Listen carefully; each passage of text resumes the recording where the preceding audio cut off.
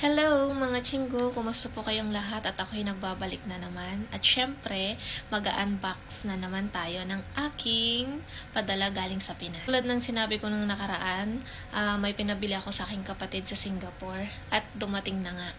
Excited na ako mga ka-army dahil dumating na ang aking dan. Let's see. Buksan na natin. Diyan! Dito na siya! All the way from Singapore, Miniso, Singapore. Ayan. Dinala pa talaga dito, pati yung box. So, ang una nating bubuksan ay ang syempre, si Tata. Excited ako. Ganda. Box pa lang nagagandahan na. Ito na, the moment of truth.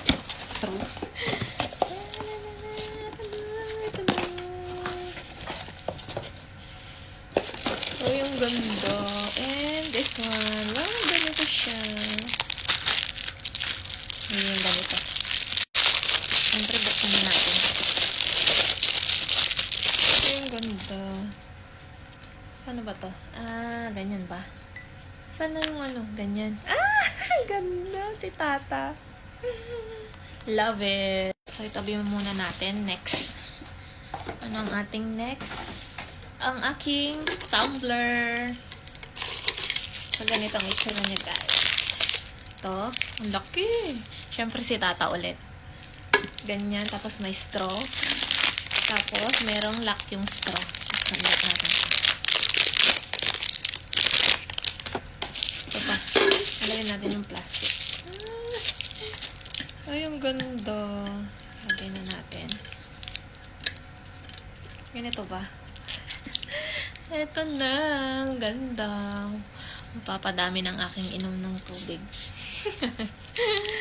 Next naman, may isa pa ako. Jaran! BT21. Mag pa rin siya. Tsaka, nandito pala yung aking keychain. Keychain ako ng kitchen. Ilocano kasi. Ayan, si Tata. Siyempre, Tata ulit. Ay, ganda. Tapos ito, meron ding straw. Oo nga, may straw siya. Ano ba to? Tuwang-tuwa na naman ang bata ito. Ay, nahulog pa.